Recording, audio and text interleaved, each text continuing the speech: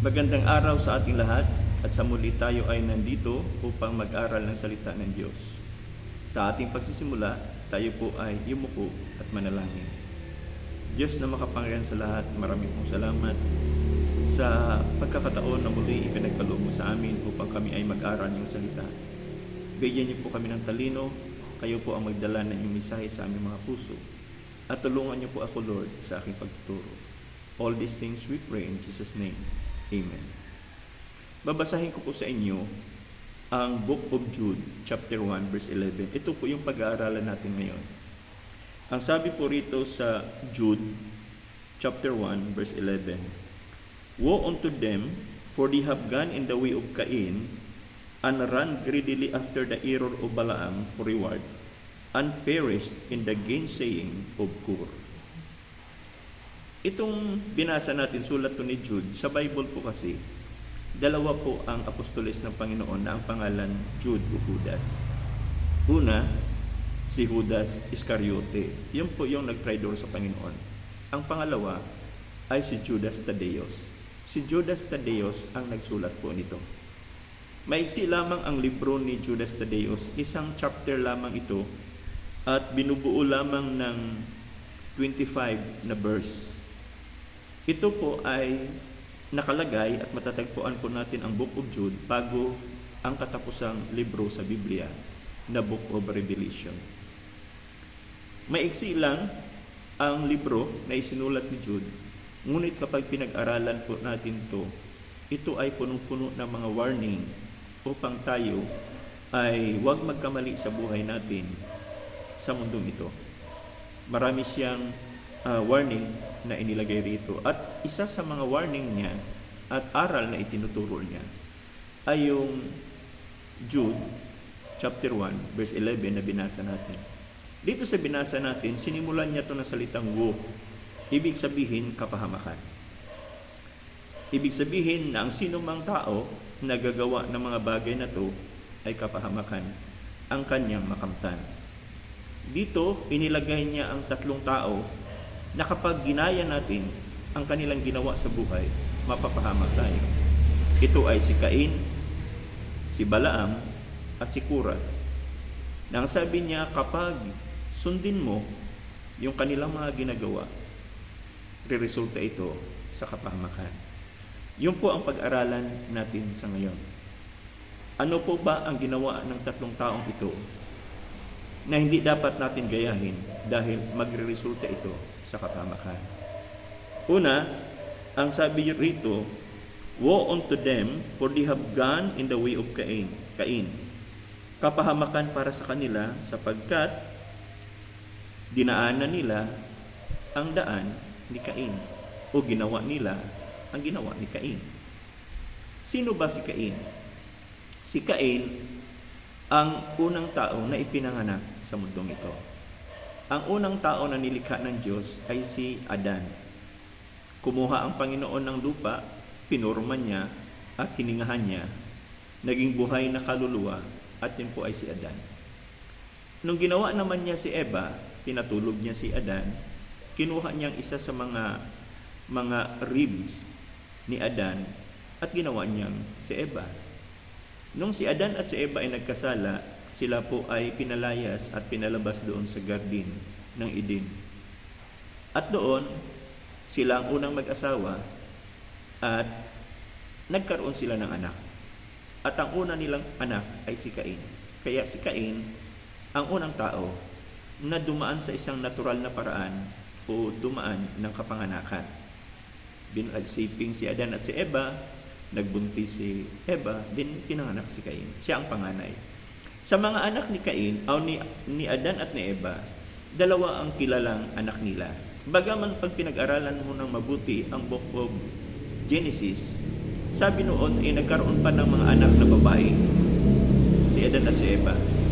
Ngunit dito ay binigyan lang ng diin yung dalawang anak na lalaki ni Adan at ni Eva. Yung po ang isinulat nila sa Book of Genesis. Una, si Cain ang panganay, tapos yung sunod na anak na lalaki ay si Abel. Si Cain, nung siya ay lumaki, siya ay nagiging isang magsasaka. nagtatanim ng kung ano-anong pagkain, maaring gulay, o mga root crops, o ano man. Si Abel naman, nung lumaki siya, siya ay nagiging tagapag-alaga ng mga hayop.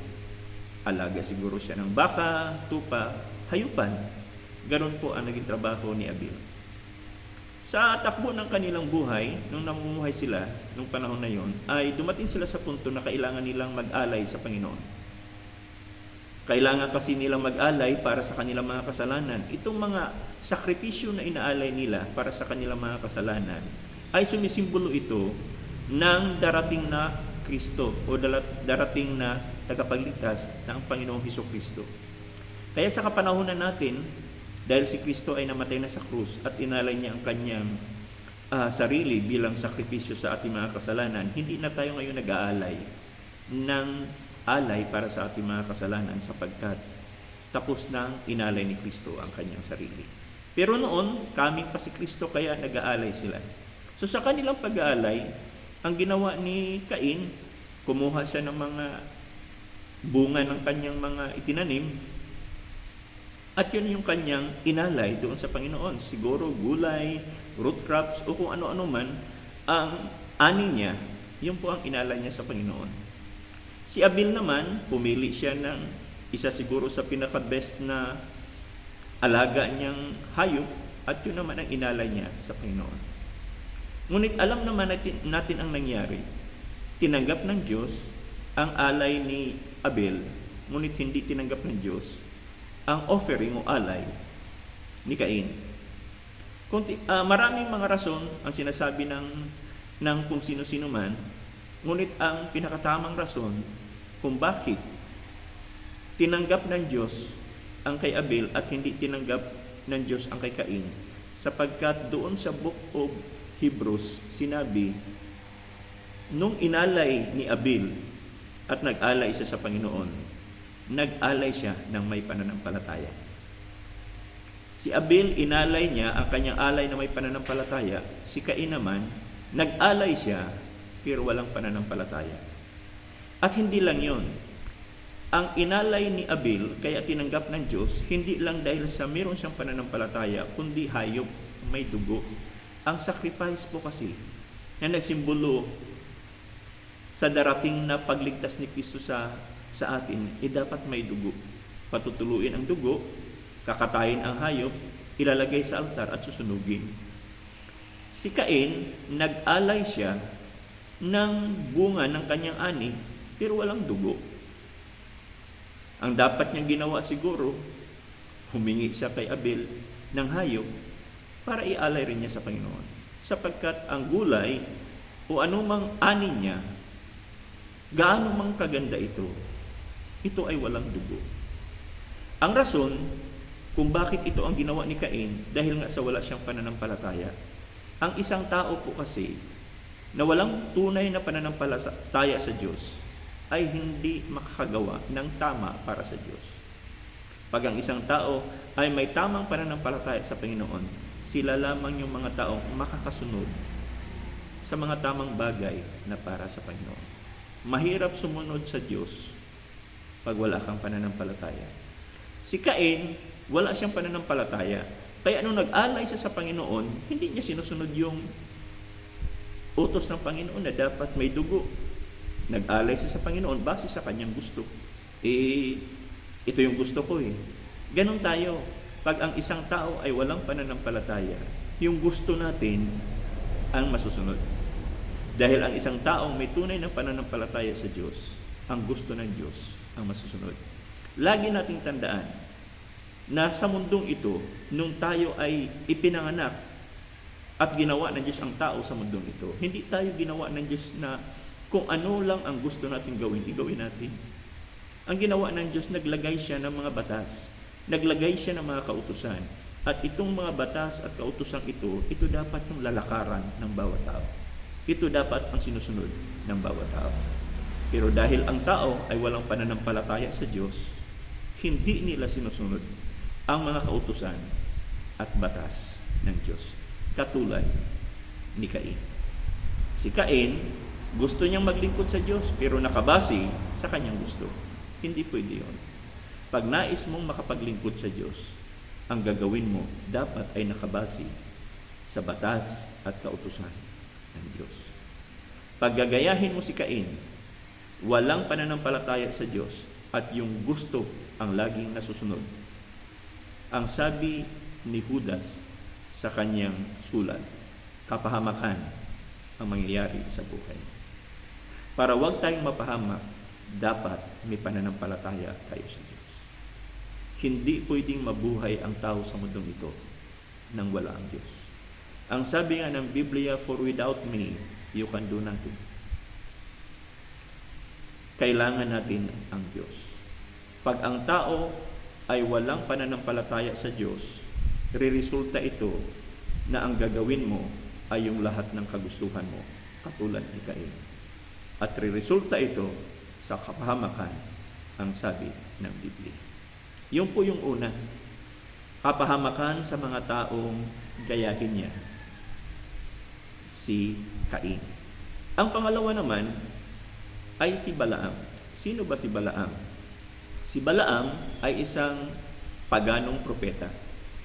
Kaya sinasabi kong paganong propeta sapagkat hindi siya Israelita na propeta. Hindi siya tunay na propeta. So sa lugar nila, kinikilala siyang propeta. Dumating sa panahon, ang pangyayaring ito ay nangyayari nung nagtatravel noon ang mga taga-Israel mula sa Egypt papunta sa Promised Land.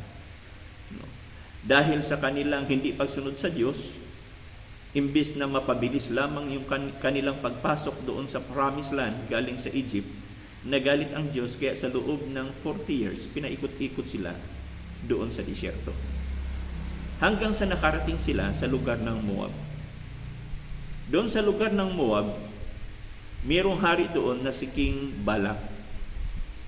Gusto ni King Balak na masira ang mga Israelita. When actually, mga kaibigan, itong mga Moabites, relatives rin lang to ng mga Israelita, sapagkat ang mga Moabites ay anak ni Lot sa kanyang anak. Pag sinabi kong anak ni Lot sa kanyang anak, kasi ang nangyari, kilala naman natin si Lot. Si Lot ay pamangkin ni Abraham. Dumating sa punto na si Lot ay tumira sa Sodom at Gomora. At alam naman natin na pinaulanan ng Diyos ng apoy ang Sodom at Gomora. At tinulungan ng Diyos gamit ang mga anghel na makatakas ang pamilya ni Lot doon sa kapahamakan. Sabi ng Biblia, dapat hindi sila lumingon. Ang ginawa ng asawa ni Lot, lumingon siya, naging posting asin yung kanyang asawa at namatay. So pagtakbo nila, si Lot na lang at ang kanyang dalawang anak na babae. Dumating sa punto nung sila na lang, ang ginawa ng dalawang anak niyang babae, nilasing nila yung tatay nilang si Lot, tapos yung panganay, sinipingan yung tatay nila. Sunod naman, nilasing nila, sinipingan naman ng isang kapatid na babae, yung tatay nilang si Lot. At pareho yan nabuntis. At ang isa sa mga anak ni Lot, si Moab. At alam naman natin kung saan nanggaling ang mga Israelita. Ang mga Israelita ay lahi ni Abraham. Ngunit iwan ko kung bakit gusto nung hari ng Moab na masira yung mga Israelita. Ang ginawa niya, pumunta siya kay Balaam at nakipagkita siya kay Balaam. Ang ginawa niya, binayaran niya si Balaam, binigyan niya ng ano-anong mang bayad si Balaam para sumpain ni Balaam ang mga Israelita dahil gusto niyang masira ang mga Israelita. Hindi sila sinumpa ni Balaam sapagkat wala namang kapangyarihan si Balaam para magsumpa dahil naman siya tunay na propeta. Ngunit ang ginawa ni Balaam, kinausap niya ang hari at ang sabi niya, dapat ang gawin ng hari, yung mga Moabites na mga babae at lalaki ay i-encourage niya lang makipagrelasyon sa mga Israelita. Dahil alam ni Balaam na kapag ang mga taga-Israel ay nakikipagrelasyon sa ibang lahi o ibang bansa, magagalit ang Diyos. So yun yung ginawa niya. Binayaran siya ni King Balak, tapos yun ang ginawa niya. In-encourage nila na yung mga Moabites ay makipagrelasyon sa mga Israelita. Kaya dumating sa punto na nagkaroon na sila ng relasyon.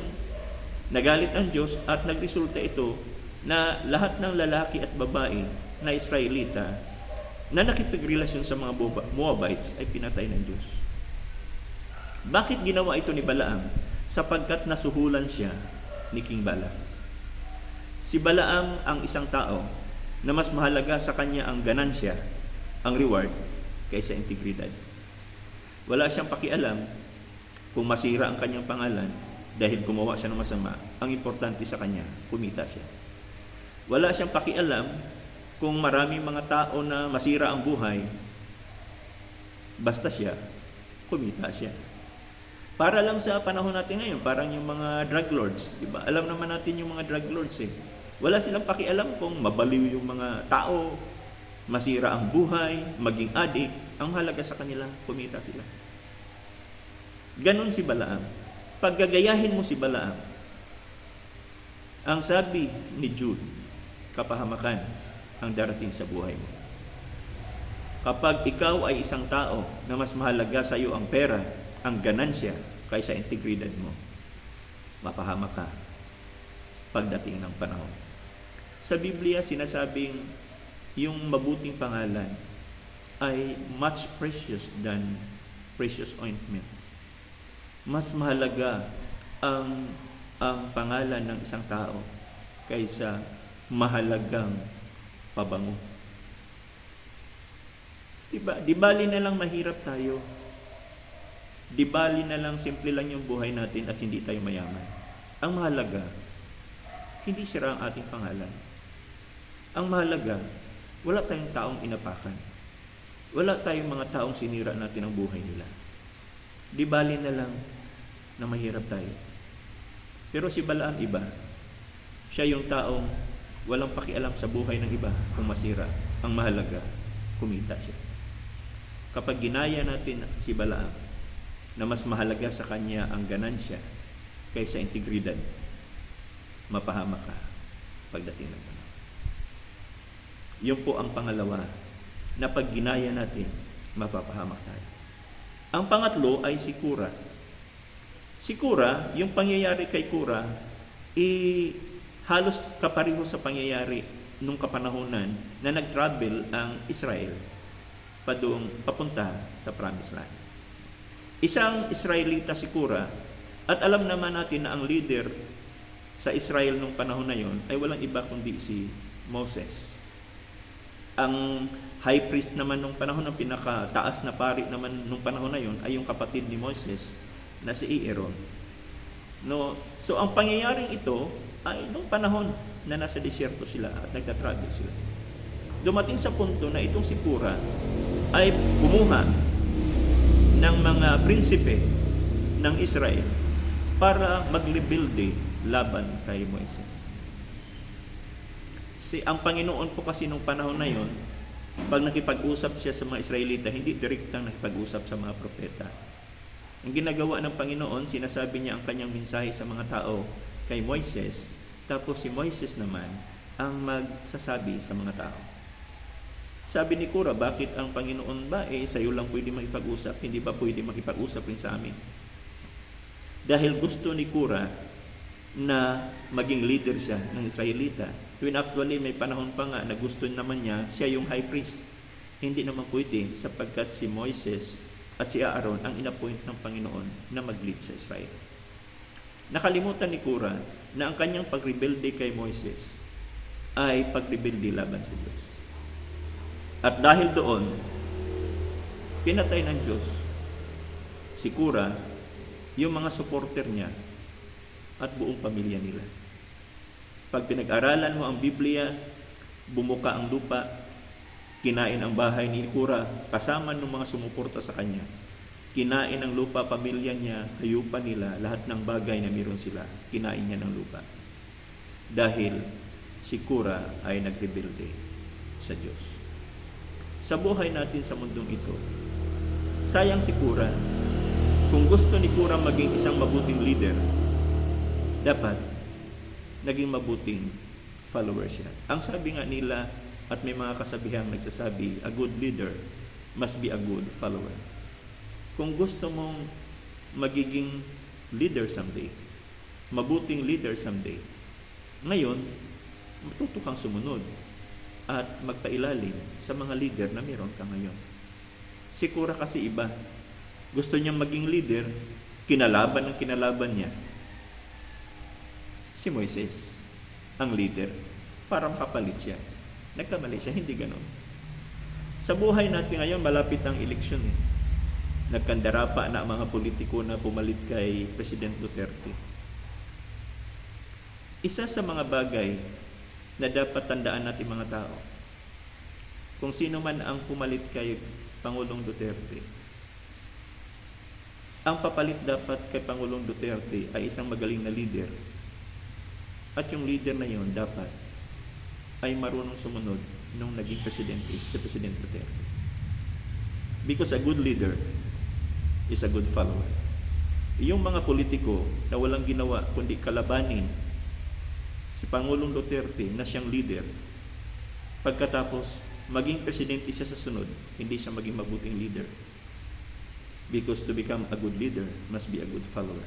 Huwag tayong gumaya kay Korah, na nung si Korah ay gusto niyang pangunahan ang Israel, wala na siyang ginawa kundi kontrahin si Moses.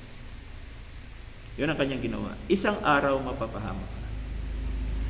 Mapapahamak ka pagdating ng panahon. We must be a good follower. Sila ang leader ngayon, isundin natin sila. Para pagdating ang panahon na ikaw naman ang leader, susundin ka rin nila. Sila ang leader ngayon, respetuhin natin sila. Para pagdating ng panahon na ikaw na ang leader, respetuhin ka rin. Ganon po. Pero si Korah hindi, nagrebelde talaga sila. Kaya napahamak si Korah. So sa buhay natin, kung sino man ang inilagay ng Diyos na leader, kahit saan man, we learn to follow. Because someday, if you become leader, maging mabuting leader ka. Because you are also a good follower. Si Korah kasi walang ginawa kundi kumalaban kay Moises. Nagrebelde siya, napahamak sila. Ganon po yun. Ito po yung tatlong warning ni Jude at nais siyang ituro sa atin na kapag ginaya natin ang ginawa ng tatlong ito sa buhay natin, magre-resulta ito ng kapahamakan. Dapat wag natin gayahin si Cain na walang pananampalataya at ang lahat ng gusto ang sinusunod. Si Balaam na mas mahalaga ang ganansya kaysa integridad. Walang pakialam sa kapwa basta kumita siya. At si Korah na walang ginawa kundi magrebelde dahil gusto niyang maging leader. If you want to become a good leader, be a good follower. Maraming salamat mga kaibigan sa panahon na ipinagkaloob pa ninyo. Nawa sa kakaunting panahon na nag-aral po tayo, meron tayong kahit papano ako na ituro sa inyong mga bagay na magamit natin sa pang-araw-araw na pamumuhay natin sa mundo nito. Maraming salamat po sa inyo at tatapusin po natin ang pagtuturong ito sa isang panalangin. Diyos na makapangyarihan sa lahat, marami pong salamat sa panahon na ipinagkaloob sa amin. Dalhin niyo po itong napag-aralan namin sa aming mga puso at gawin mo to itong guide sa amin para sa pamumuhay namin sa mundong ito. Patuloy niyo po kaming ingatan, lalo na sa mga sakit. Bigyan niyo po kami ng umbrella of protection sa aming mga buhay, gawin naman ang aming pamilya. Maraming salamat, Lord, sa lahat ng blessing na ipinagkaloob mo sa amin. All these things we pray in Jesus' name. Amen. Maraming pong salamat sa inyong lahat at God bless po sa inyong lahat.